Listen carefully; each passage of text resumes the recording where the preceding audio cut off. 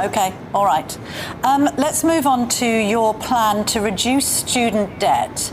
So Kemi Badenoch has now announced that these Plan 2 loans, which add on about 3% on top of the current interest rate, should be scrapped. But isn't this just another example of the Conservatives having to put out the fires that they started?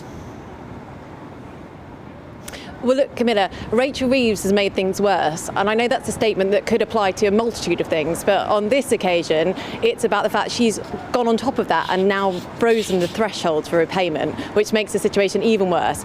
But look, we need a new deal for young people. This is not just about this one issue. This is about the fact that youth unemployment is the highest in Europe for the first time.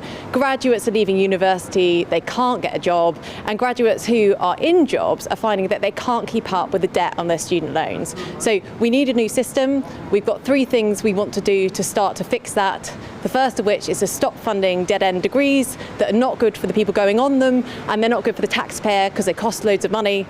We want to use the money from that to stop these above inflation interest repayments, but we also want to fund 100,000 new apprenticeships so that young people have a real choice when they're leaving school, whether to go to university to a good degree, to go on an apprenticeship, or to go into work.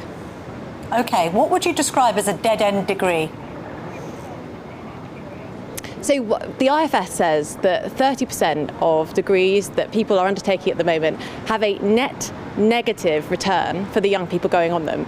And I actually think that's quite immoral. It's young people going into these universities, they're racking up thousands and thousands and thousands of pounds worth of debt, and their job prospects aren't improved coming out of it.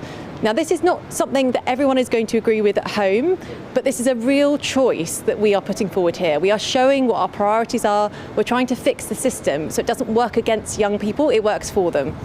But doesn't the system have to be fixed from the other end? A great many people are going to university because they want choice. When it comes to applying for jobs, a great many jobs say graduates only.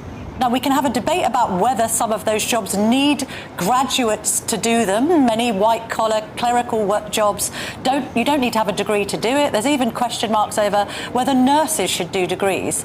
So isn't this about parents, even if the child is on a so-called Mickey Mouse course, just wanting them to have a degree because then they can compete at a higher level when it comes to securing jobs in what you've already described as a very difficult market for the young?